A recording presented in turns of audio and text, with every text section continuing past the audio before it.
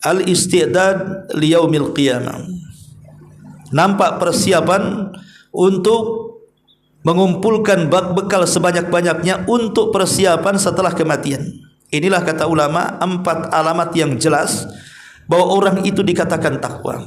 Secara global, takwa itu hubungan baik dengan yang di atas dan hubungan baik dengan yang di bawah. Hablum minallah wa hablum minan nas. Ya. Ma'asyiral muslimin wal muslimat rahimani wa rahimakumullah. Lalu bagaimana caranya? Apa wasilah-wasilah supaya kita menjadi orang bertakwa? Itu kan alamat. Lalu gimana caranya supaya kita mendapatkan itu? Pertama, al-ilmu nafi. Pertama, carilah ilmu yang bermanfaat. Makanya Allah Subhanahu wa taala ketika mengatakan wa tazawwadu fa inna khairaz zadi taqwa. Berbekallah kalian dan sebaik-baik bekal adalah takwa. Artinya pertama kali berbekal takwa itu berbekal dengan ilmu. Kenapa mesti berbekal dengan ilmu yang pertama? Karena hanya dengan ilmulah kita bisa mewujudkan takwa. Tanpa ilmu kita tidak mungkin bertakwa.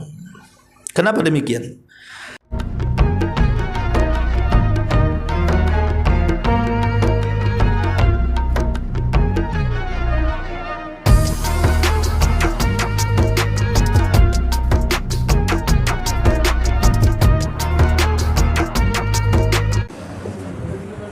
Mulai. Bismillahirrahmanirrahim. Assalamualaikum warahmatullahi wabarakatuh. Alhamdulillah wassalatu wassalamu ala Rasulillah wa ala alihi wa sahbihi wa mawalah wa la hawla wa la quwata illa billahi wa ba'du. Baik, kita lanjutkan. Kajian kita masih membahas juz ke-29 pada surah Al-Mursalat, di mana kita akan masuk pada ayat ke-41 dan seterusnya. A'udzubillahi minasyaitonirrajim. Bismillahirrahmanirrahim. Innal muttaqina fi dhilalin wa uyun wa fawakiha mimma yashtahun kulu washrabu hani'an bima kuntum ta'malun inna kadzalika najzil muhsinin wailun yawma idzil mukadzibin. Sesungguhnya orang-orang yang bertakwa berada dalam naungan pepohonan sorga, dan ada di sekitarnya mata-mata air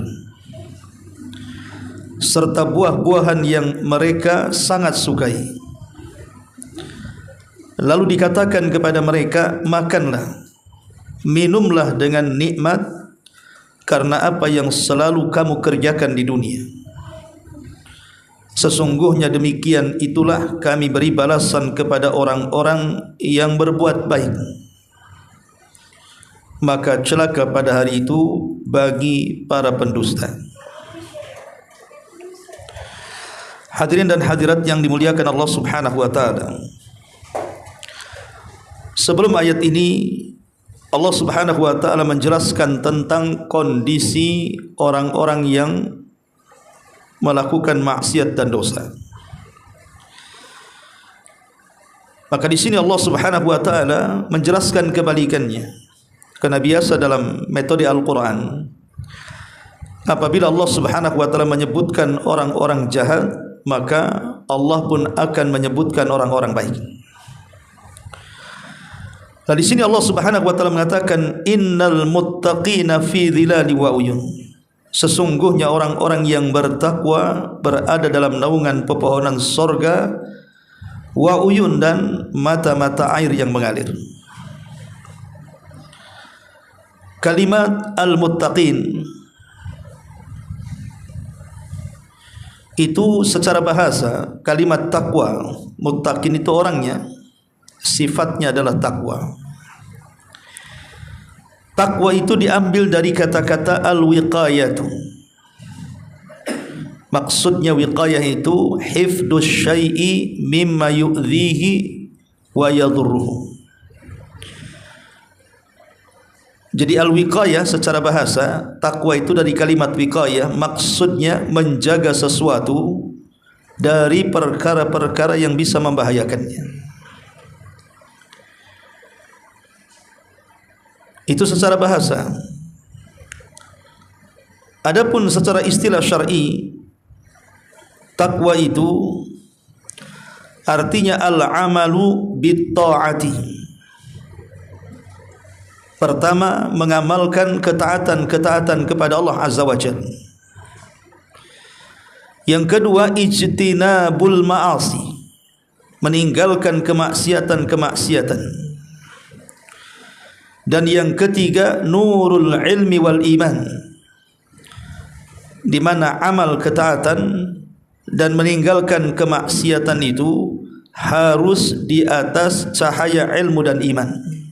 Maksudnya di atas pengetahuan dan juga dalil, baik dari Al-Quran dan Sunnah Nabi sallallahu alaihi wasallam.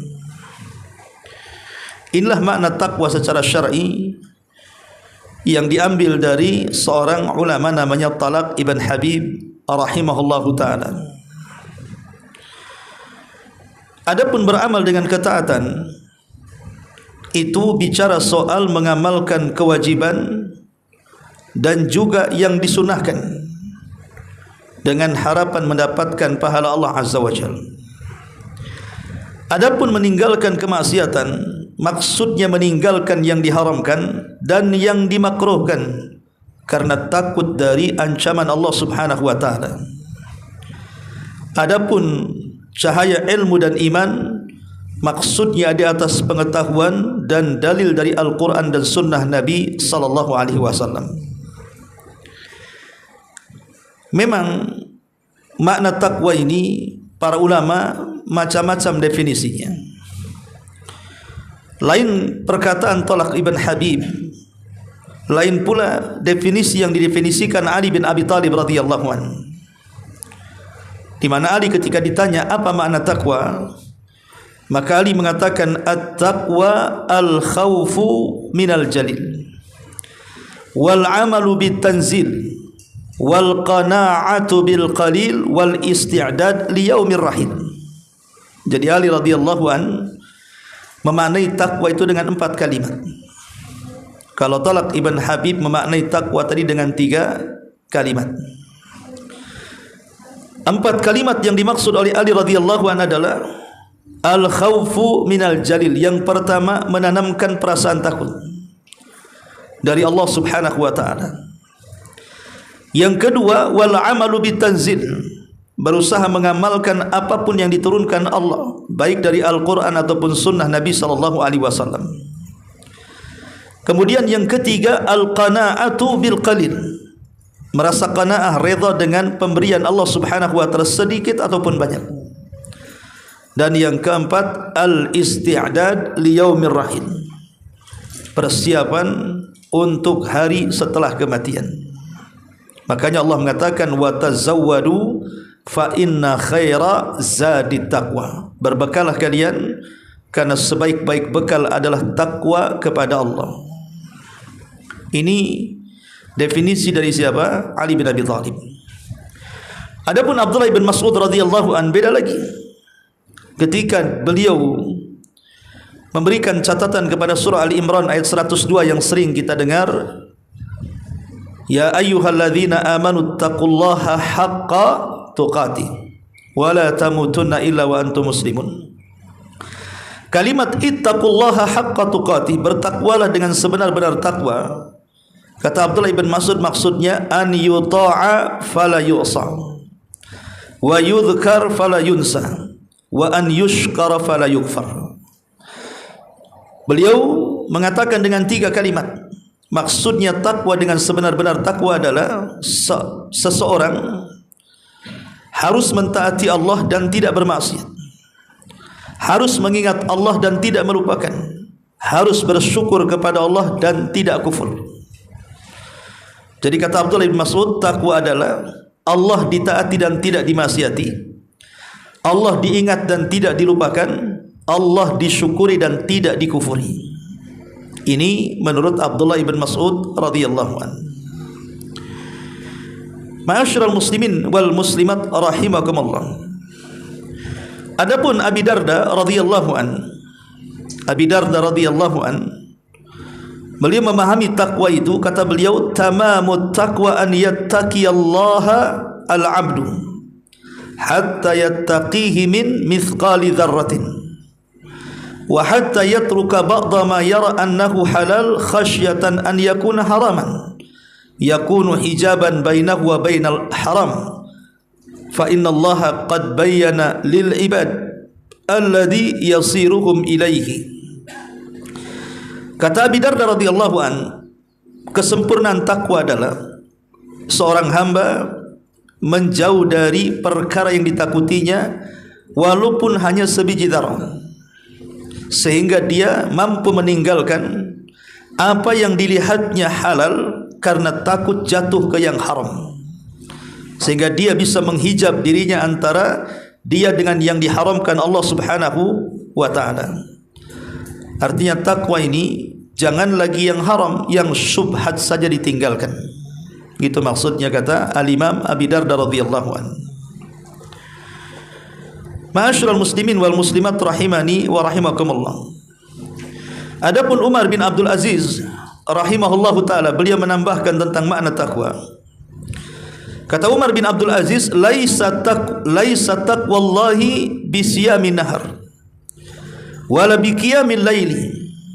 Bukanlah takwa itu seseorang yang rajin puasa sunnah, seseorang yang rajin qiyamul lail, ataupun takhliti fima baina dzalik, atau yang menggabungkan dua-duanya.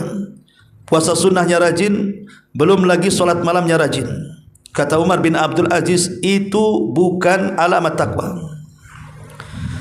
Walakin, akan tetapi, kata beliau, taqwallahi, maksudnya bertakwa kepada Allah adalah tarku ma harramallahu wa ada'u ma aftaradallahu, faman razaka ba'da dzalika khairan fahuwa khairun ila khairin.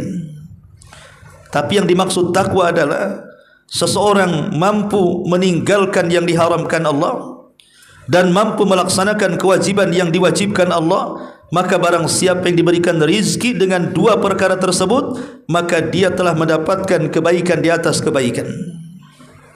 Karena belum tentu orang yang puasa rajin ataupun yang solat malam rajin dia meninggalkan maksiat.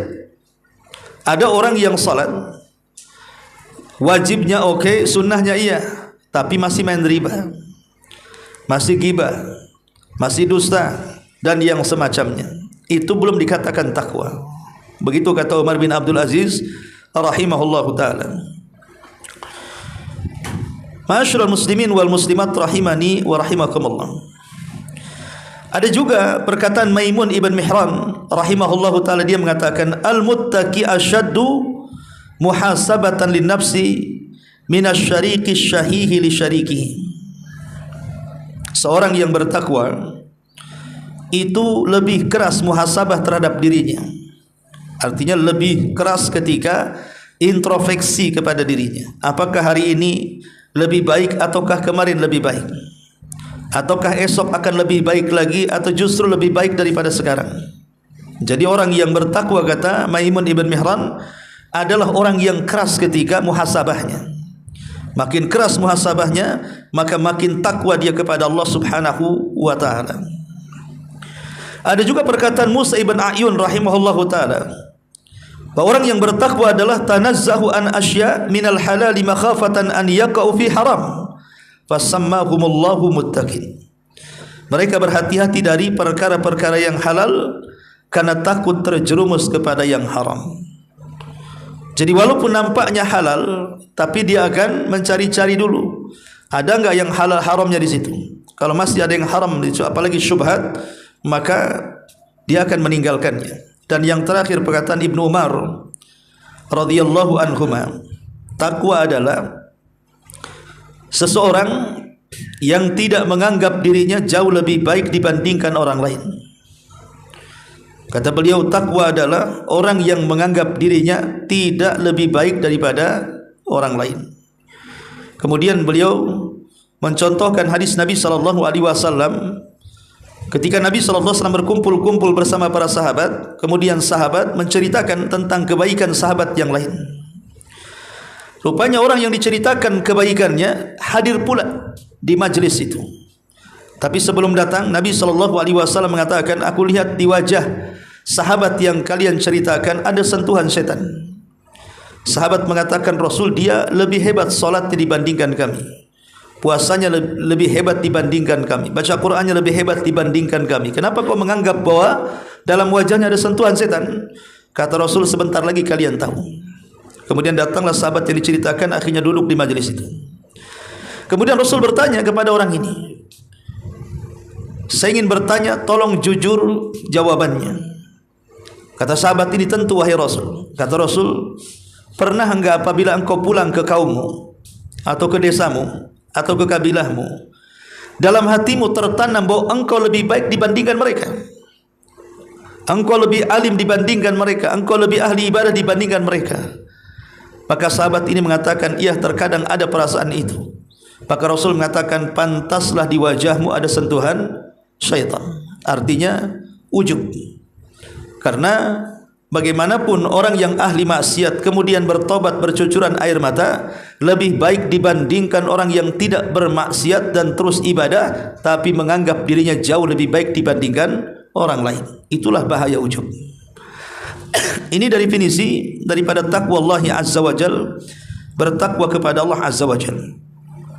Lalu apa sih buah daripada takwa itu? Pertama, dengan takwa kita akan memperoleh ma'iyatullahi, kebersamaan Allah dengan kita.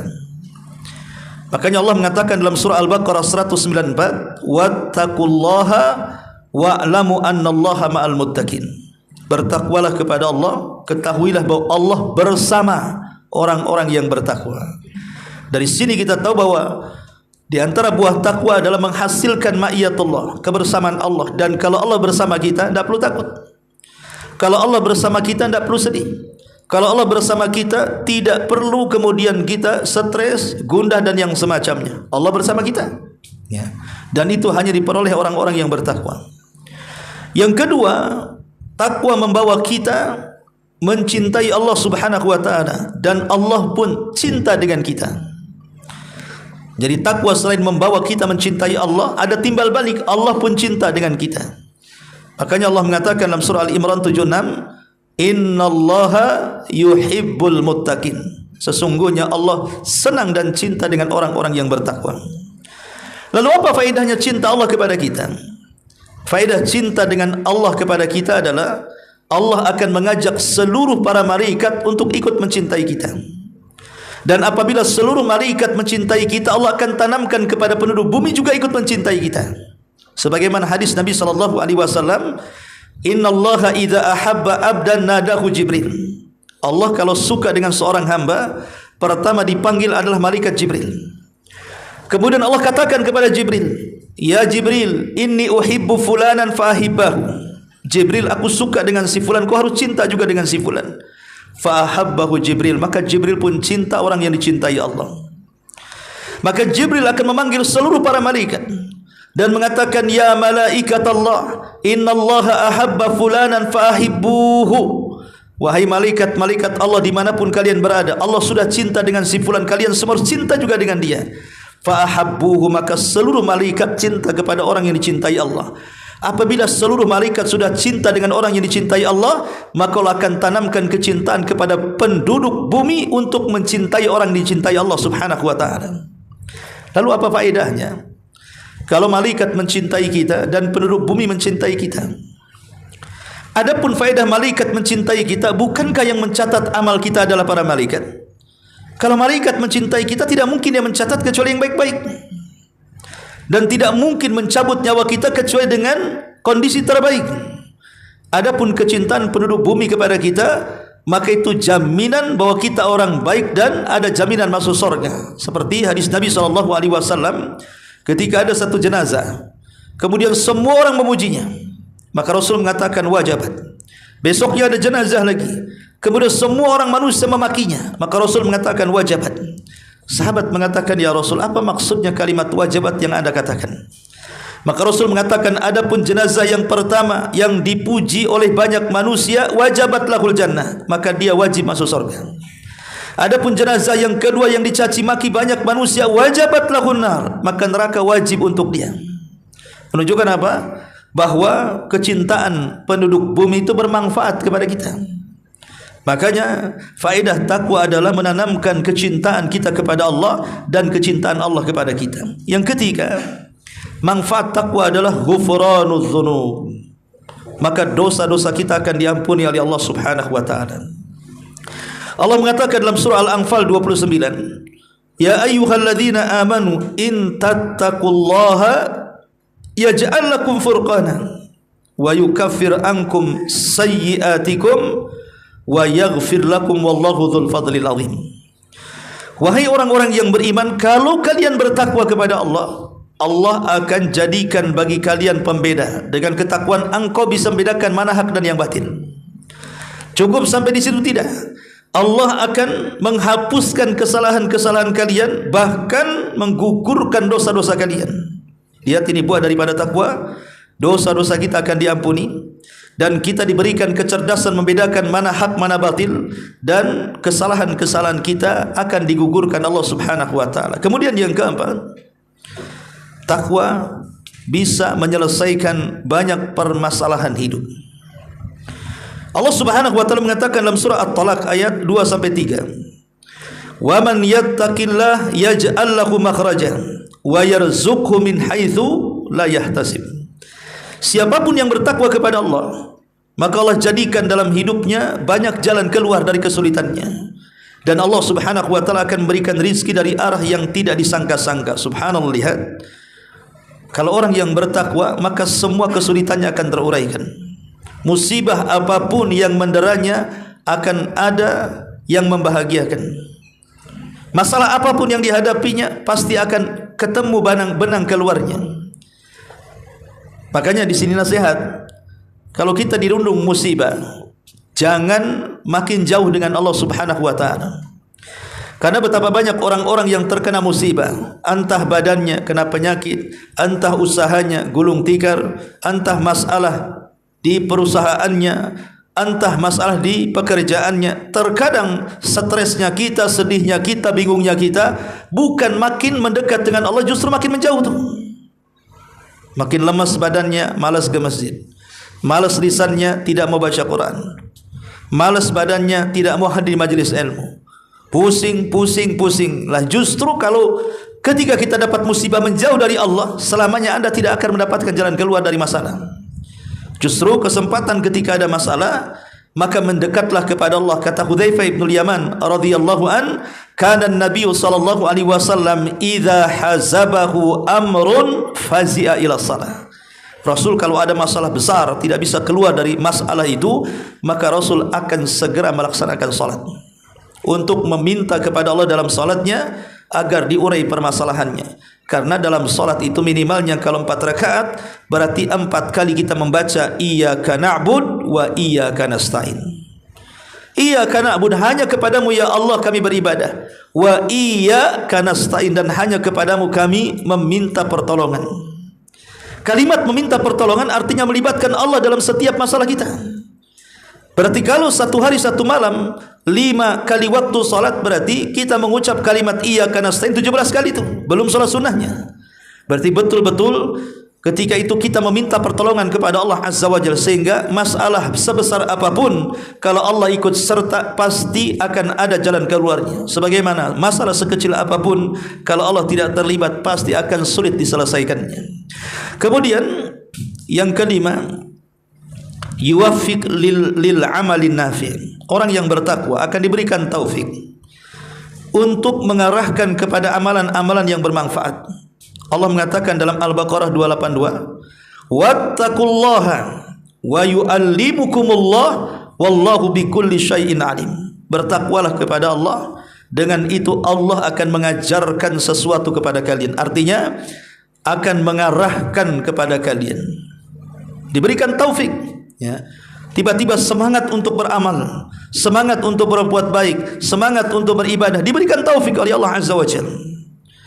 Dan yang keenam, bahwa orang yang bertakwa adalah qabulullah ta'ala minal a'malis salihah. Bahwa orang yang bertakwa maka amal solehnya pasti akan diterima oleh Allah Subhanahu wa ta'ala. Makanya kata Ibnu Umar radhiyallahu anhuma, dia mengatakan, kalau aku tahu dalam sujudku walaupun hanya satu kali diterima oleh Allah Subhanahu wa ta'ala, maka saya siap mati. Kalau satu sujudku aku tahu diterima oleh Allah Subhanahu wa ta'ala, aku siap untuk mati. Kenapa? Karena Allah Subhanahu wa ta'ala berfirman dalam Al-Maidah 27, innama yataqabbalullahu minal muttaqin. Sesungguhnya Allah hanya menerima amalan orang yang bertakwa. Artinya kalau sujud satu kali saja kita tahu diterima, berarti kita dianggap orang yang bertakwa, dan surga hanya diperuntukkan untuk orang-orang yang bertakwa. Wa'iddat lil muttaqin. Bahwa surga itu diperuntukkan untuk orang-orang yang bertakwa kepada Allah Subhanahu wa ta'ala. Kemudian yang ketujuh, taysir al-umur. Orang yang bertakwa, masalah-masalahnya semua dimudahkan, semua tercerahkan. Sebagaimana dalam surah At-Talaq ayat 4, wa man yattaqillah yaj'al lahu min amrihi yusra. Siapa yang bertakwa kepada Allah, Allah jadikan setiap perkaranya menjadi mudah. Dan yang kesembilan, al-hifdhu min kaidil a'da wa makrihim. Allah akan jaga dari makar musuh-musuhnya dan juga tipu muslihat musuh-musuhnya. Dalam Al-Imran 120 Allah mengatakan, in tasbiru wa tattaqu la yadurrukum kaiduhum syai'an. Kalau kalian sabar dan bertakwa, tidak akan memadaratkan tipu daya mereka sedikit pun kepadamu. Jadi kalau kita dekat dengan Allah Subhanahu wa ta'ala, rajin salat wajib, rajin salat sunnah, rajin puasa wajib, rajin puasa sunnah, rajin beribadah, baca Quran, berzikir dan yang semacamnya, maka tidak ada gunanya orang sihir yang akan menyihir kita, orang yang hasad yang akan hasadi kita, orang yang dengki yang akan mendengki kita, orang yang zalim yang akan menyakiti kita. Enggak perlu takut. Karena Allah mengatakan, in tasbiru wa tattaqu la yadurrukum kaiduhum syai'a. Kalau kalian sabar, kalian bertakwa, maka tipu daya mereka tidak akan memadaratkan kamu sedikit pun.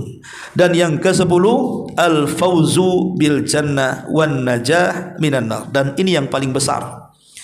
Inilah yang paling utama dari seluruh buah takwa. Apa itu? Dimasukkannya kita ke dalam surga dan dijauhkannya kita dari api neraka. Allah mengatakan, faman zuhziha 'anil nar wa udkhilal jannati faqad faz. Siapapun yang dikeluarkan dari neraka, dimasukkan ke dalam surga, itulah keberuntungan yang benar. Dan Allah mengatakan, wal akhiratu 'inda rabbika lil muttaqin. Dan akhirat di sisi Rabbmu itu hanya diperuntukkan untuk orang-orang yang bertakwa kepada Allah Subhanahu wa ta'ala. Ma'asyiral muslimin wal muslimat rahimani wa rahimakumullah. Ini diantara alamat ataupun samarah, buah daripada takwa. Lalu seperti apa sih alamat yang jelas? Kalau seandainya seseorang itu dianggap bertakwa, ada enggak alamat-alamat yang jelas orang ini dikatakan bertakwa? Pertama, alamat yang jelas bahwa orang itu dikatakan bertakwa adalah al-mudawamatu ala ta'am. Ketika dia bisa istiqamah di atas ketaatan. Yang kedua, al-ibti'adu anil ma'asi. Ketika dia betul-betul menjauh dari kemaksiatan. Ketika orang berzina, dia tidak berzina. Ketika orang mabuk, dia tidak mabuk. Ketika orang gibah, dia menjauhi gibah. Ketika orang riba, dia tidak mau riba. Dan begitu seterusnya. Yang ketiga, husnul ta'amul ma'an nas. Maka dia pandai bersosialisasi dengan manusia dan baik saat bersosialisasinya. Artinya lisannya santun, tidak kasar, tidak kotor perbuatannya, sehingga masyarakat suka. Ya. Karena Allah Subhanahu wa ta'ala menjelaskan ketika bicara soal akhlak, kejujuran, amanah dan adil, itu adalah ciri-ciri bertakwa. Innallaha ya'muru bil adli wal ihsan, sampai kepada la'allakum tattaqun, dan kalian mudah-mudahan bertakwa dengan alamat-alamat itu. Dan yang keempat, al-istidad liyaumil qiyamah. Nampak persiapan untuk mengumpulkan bekal sebanyak-banyaknya untuk persiapan setelah kematian. Inilah kata ulama 4 alamat yang jelas bahwa orang itu dikatakan takwa. Secara global, takwa itu hubungan baik dengan yang di atas dan hubungan baik dengan yang di bawah. Hablum minallah wa hablum minan nas. Ya. Ma'asyiral muslimin wal muslimat rahimani wa rahimakumullah. Lalu bagaimana caranya? Apa wasilah-wasilah supaya kita menjadi orang bertakwa? Itu kan alamat. Lalu gimana caranya supaya kita mendapatkan itu? Pertama, al-ilmun nafi. Pertama, carilah ilmu yang bermanfaat. Makanya Allah Subhanahu wa taala ketika mengatakan wa tazawwadu fa inna khairaz zadi taqwa. Berbekallah kalian dan sebaik-baik bekal adalah takwa. Artinya pertama kali berbekal takwa itu berbekal dengan ilmu. Kenapa mesti berbekal dengan ilmu yang pertama? Karena hanya dengan ilmulah kita bisa mewujudkan takwa. Tanpa ilmu kita tidak mungkin bertakwa. Kenapa demikian? Karena yang mewariskan takut itu adalah ilmu. Orang kalau punya ilmu terwarisi padanya takut, dan takwa itu diambil dari kalimat takwa itu artinya takut. Takut untuk tidak melaksanakan kewajiban dan takut untuk masuk kepada kemaksiatan. Sehingga dia akan membentengi dirinya dari hal-hal yang diharamkan. Makanya antara takut dan takwa itu oleh Nabi disebut satu nafas. Saat istri-istri Nabi SAW ditanya tentang ibadah Nabi SAW, istri-istri Rasul menjelaskan ibadah Nabi seperti ini. Rupanya 3 orang yang bertanya tidak puas.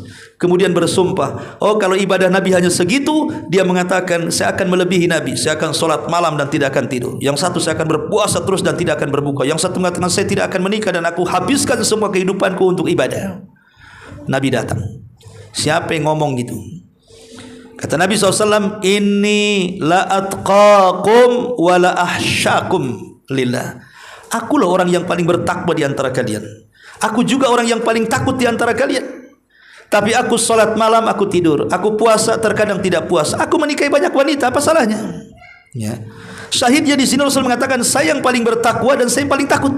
Seolah-olah takwa dengan takut itu sesuatu yang tidak dipisahkan, dan takut itu tidak mungkin lahir kecuali dari ilmu. Makanya Allah mengatakan innama yahsyallahu min ibadihil ulama. Orang yang takut kepada Allah mereka lah para ulama, orang yang punya ilmu. Karena orang yang punya ilmu, kenapa mereka takut? Karena dia tahu apa yang ditakutkan. Sementara orang yang tidak punya ilmu, wajar mereka tidak takut karena tidak tahu apa yang ditakutkan. Makanya orang yang tidak punya ilmu berzina, judi, minum khamar, dan mereka enggak tahu yang ditakutkan. Makanya mereka melakukan maksiat.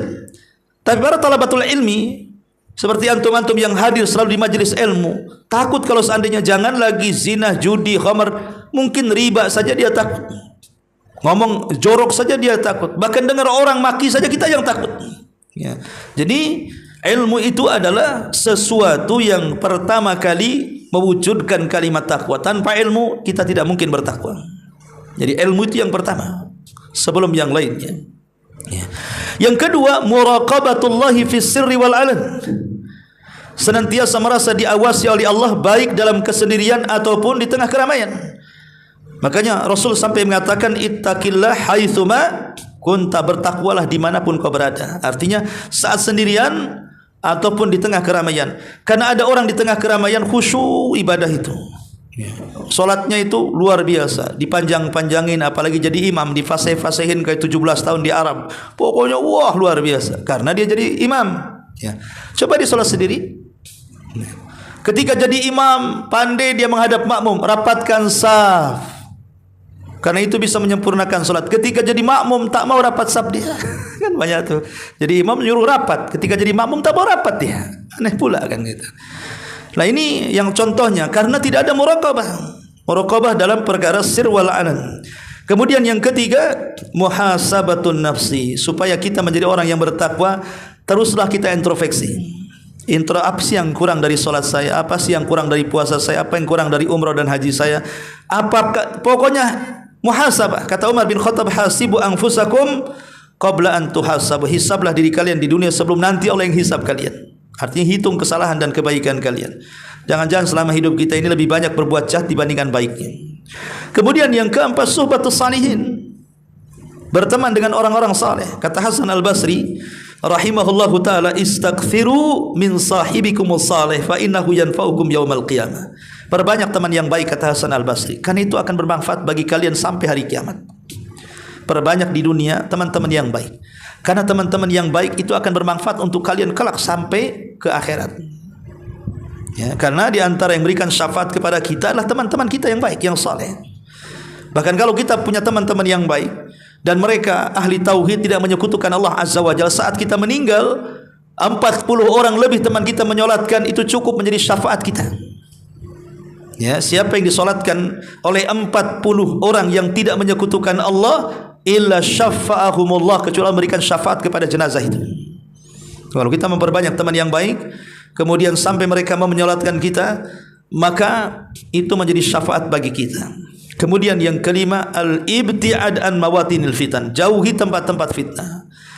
Kalau kita sudah bertobat, jauhi tempat-tempat fitnah. Kalau dulu kita seorang pezina, naudzubillah, jangan lewat di tempat-tempat itu lagi.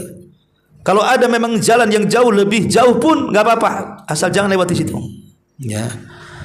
Kalau memang dulu kita ini peminum khamar, ya, tahu di situ banyak toko-toko khamar, jangan lewati toko itu. Takut kita melihat kemudian datang waswas setan. Ya. Karena ada orang yang ketika taubat itu betul-betul nasuha, menasihati dirinya. Jangan lagi melihat minumannya, botolnya aja mau muntah. Ya. Tapi ada yang kemudian belum sepenuhnya bertobat, melihat botolnya menghayal, aduh enak juga kalau minum, tapi saya takut dosa, nggak jadi, kan?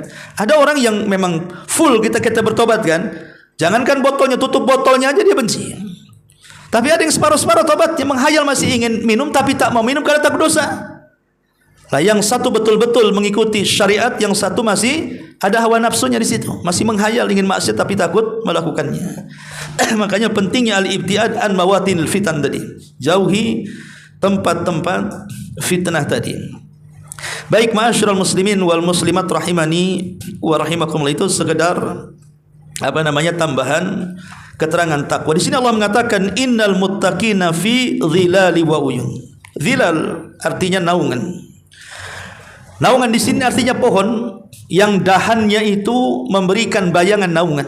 Kalau antum di rumah ada pohon mangga, kemudian lebat, antum buat tempat duduk di siang hari makan nasi putih, sambal ikan asin dan sarasem, kan itu ya. Rasanya enak gitu kan. Tapi kan sekejap saja matahari pindah, nampaklah kemudian hilang bayangan itu. Pindah pula kita ke rumah lagi, ya kan? Tapi di sorga itu zilal, naungan itu sangat panjang sekali. Yang kalau seandainya seseorang berpacu dengan kuda balap 100 tahun tidak akan terputus naungannya. Ada yang mengatakan pohon itu disebut pohon tuba. Makanya para ulama ketika memberikan catatan tuba lil ghuraba, beruntunglah orang-orang yang dianggap asing, maksudnya tuba adalah syajaratun fil jannah, pohon yang ada di sorga yang naungannya tidak terputus dengan lari kuda kencang 100 tahun perjalanan. Saking besarnya pohon itu, kan? Ya enak, jadi makanya rindang di sorga itu penuh dengan kebun dan pepohonan. Itulah namanya zilal. Sebagaimana kemarin kita jelaskan bagaimana naungan jahanam berupa asap hitam yang mengepul dari api gitu ya. Maka naungan di sorga akan berbeda. Dia naungan di bawah-bawah pohon yang rindang. Fi zilal wa uyun, dan juga penuh dengan mata-mata air. Mata-mata air. Ya. Kita saja di dunia ini kalau ingin minum, nengok sumber air sudah nggak bisa diminum lagi, keruh. Sehingga akhirnya bayar mau minum saja harus beli air mineral, kan, di botol-botol. Iklannya dari sumber mata air, rupanya setelah diteliti dari sumur bor. kan gitu ya. Ya oke lah itu. Intinya bahwa kalau sorga wa uyun, penuh dengan mata-mata air. Kemudian wa fawakiha mimma yashtahun, serta buah-buahan yang mereka sangat sukai. Abdullah bin Abbas radhiyallahu anhu mengatakan, jadi persamaan sorga dan dunia itu adalah fil asma la fil haqaiq. Jadi persamaan nama itu hanya sekedar sama saja namanya. Di dunia ada pisang, di sorga pisang. Di dunia ada kurma, di sorga ada kurma. Di dunia ada anggur, di sorga ada anggur. Itu hanya persamaan nama saja, bukan persamaan hakikat. Karena hakikatnya kenikmatan sorga itu tidak bisa dilihat mata, didengar telinga, terlintas dalam otak pun tidak bisa. Saking nikmatnya tidak bisa dibayangkan. Ya. Tapi yang jelas kalimat mimma yashtahun, apa yang disukai, apa yang diinginkan. Di dunia ini terkadang apa yang kita inginkan tidak mesti kita dapati. Contoh umpamanya kita ada semangat ngajak orang, oh di sana ada warung bagus tuh dekat laut, paling enak tuh masakan Melayu. Sampai sana dah tutup. Ya. Kan tidak semua yang kita inginkan tercapai di dunia ini kan. Ingin durian tapi belum ada musimnya. Macam mana caranya? Ya. Akhirnya ke jodoh, durian yang sudah 100 tahun itu yang kita makan. Nggak enak, nggak segar kan. Di dunia ini tidak semua yang kita inginkan tercapai, itu masalahnya. Mau makanan kuliner ke sana kemari banyak, dan saya pun sering bawa tamu. Oh saya ingin ke jodoh, di sana ada warung makan. Sampai di sana menunya tinggal 3 dari 100 menu. Nggak ada yang kita inginkan, dah habis katanya. Tapi di sorga Allah mengatakan mimma yashtahun, artinya apapun yang kita kehendaki itu Allah kabulkan. Dan itu kenikmatan mana lagi coba? Kita ingin hari ini durian, tahu sudah ada duriannya. Kita ingin pisang, ada pisangnya. Ingin makanan ini, ingin semua ada. Mimma yashtahun. Kemudian Allah mengatakan kulu washrabu hanian, makanlah minumlah dengan penuh kenikmatan. Nikmat tidak ada yang menyerobot. Di sorga itu tidak akan ada yang mengambil. Ya makanan kita untuk kita saja. Di dunia ini apalagi satu keluarga di rumah ya punya anak-anak banyak, dah was-was tuh. Masak daging ya, habis sama anak-anak. Kita belum makan dah habis duluan. Di sana tidak, ya makan dengan nikmat, dengan lahap, tidak ada yang ganggu. Dan anehnya makan banyak tapi tidak kenyang, hanya dapat nikmatnya saja. Kalau kita kadang-kadang kan, karena di rumah ini sudah makan kenyang, tiba-tiba diajak makan seenak apapun tuh warung itu, karena sudah kenyang, malas kita makan. Malah kalau dijejelin malah makin muntah tuh.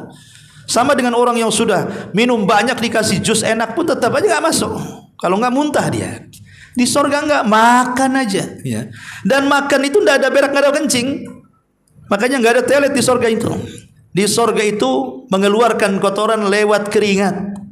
Dan keringatnya itu baunya lebih wangi dibandingkan minyak kasturi. Itulah kotorannya sorga, lebih wangi dibandingkan minyak kasturi. Kalau di dunia jangan harap. Minum minyak kasturi itu keluar tidak seperti itu baunya. Padahal yang diminum minyak kasturi itu, kalau dikencingkan beda lagi itu baunya. Tapi di sorga walaupun baunya mungkin gak enak makanannya, justru kotorannya malah enak gitu ya. Nah inilah bedanya dunia dan akhirat. Kulu washrabu hani'an bima kuntum ta'malun, karena apa yang kalian amalkan. Apakah orang masuk sorga itu karena amal? Bukan. Orang masuk sorga itu bukan karena amal. Lalu bagaimana ayat ini bima kuntum ta'malun terhadap apa yang kalian sudah amalkan di dunia? Ya. Kita katakan bahwa semua orang masuk surga itu bukan karena amal, tapi karena rahmat Allah Subhanahu wa taala. Kata Nabi sallallahu alaihi wasallam, semua manusia yang masuk surga karena rahmat. Kemudian sahabat mengatakan, wala anta ya Rasulullah, termasuk engkau wahai Rasul? Kata Rasul, wala ana, termasuk saya. Saya masuk surga karena rahmat. Lalu kenapa kemudian dalam Al-Quran sering Allah mengatakan bima kuntum ta'malun, bima kuntum ta'malun? Karena amalan, karena amalan, karena amalan. Maksudnya amalan di sini bukan yang menyebabkan orang masuk surga, tapi amalan ini untuk meraih rahmat Allah Subhanahu wa taala, yang dengan rahmat itulah kita masuk ke dalam surga. Karena tidak semua amal dapat rahmat. Kalau tidak riya, kalau tidak ikhlas dan tidak mutaba'atul Rasul. Ya, makanya di sini sekalipun seandainya kita ini beramal saleh, ingat ketika dalam kisah Israiliyat ada seorang laki-laki, dia sedang naik perahu cari ikan, ya. Entah kenapa datang ombak, kemudian perahunya ke bawah ombak sampai ke tengah. Karena zaman dulu kan belum ada mesin, ya mengandalkan layar saja kan gitu ya. Akhirnya di tengah-tengah bingung dia, nggak tahu ada kompas mau pulang kemana kan gitu. Dia coba kemudian mengibarkan layarnya, rupanya angin menghempus sampai kemudian perahu ini singgah di sebuah pulau di tengah lautan. Pulau itu akhirnya dia merasa bahwa dia tidak mungkin kembali ke rumahnya, mustahil. Dia tidak tahu kemana harus tinggal. Perahunya sudah hancur, siapa yang akan menolong? Akhirnya dia di pulau itu berazam sepanjang hayatnya dia akan mengabdikan kepada Allah. Coba bayangkan dalam pulau sendirian, mau maksiat sama siapa? Mau lihat aurat siapa? Akhirnya dia ibadah aja sampai dia mati. Ketika dia meninggal, dihadapkanlah dia di pintu sorga. Kemudian Allah mengatakan, udkhulil jannata bi rahmati, masuk ke dalam sorga dengan rahmatku. Kata orang ini mengatakan, ya Rabb, sepanjang hidupku aku tidak pernah maksiat, aku hanya ibadah terus menerus sampai aku wafat. Kalau orang masuk sorga dengan rahmatmu, karena dulunya dia bermaksiat, kemudian tobat, kau kasihan, kau masukkan dia ke sorga. Tapi aku tak maksiat, masukkan aku dengan amalanku sendiri, bukan dengan rahmatmu, katanya. Kata Allah, baik kalau begitu, hitung semua pahalamu, mulai dari dia engkau beribadah sampai kau mati. Dihitung itu semuanya dari awal sampai akhir. Rupanya ketika Allah Subhanahu wa taala menampakkan nikmatnya satu saja berupa penglihatan dia, barulah dia sadar bahwa seluruh amalannya tidak sebanding dengan satu nikmat. Sebab kalau dia buta di pulau itu, bisa dia hidup? Tidak akan bisa. Dengan satu nikmat saja sudah mengalahkan semua pahalanya. Makanya kemudian orang ini karena takut tidak masuk surga, dia mengatakan, ya Rabb, ya sudah, masukkan aku ke surga karena rahmatmu. Ini kan? Jadi kalimat bima kuntum ta'malun bukan berarti kemudian amal itu yang menjadikan kita masuk surga, tapi amal itulah untuk meraih rahmat. Dengan rahmat itu kita dimasukkan ke dalam surga. Inna kadzalika nazil muhsinin, sesungguhnya demikianlah kami berikan balasan kepada orang-orang yang berbuat baik. Wailun yauma idzin lil mukadzibin, celakalah bagi orang-orang pada hari itu yang berdusta. Baik, sampai di sini ya. Mudah-mudahan manfaatnya. Subhanakallahumma bihamdika asyhadu an la ilaha illa anta astaghfiruka wa atubu ilaik. Allahu taala alam. Assalamualaikum warahmatullahi wabarakatuh.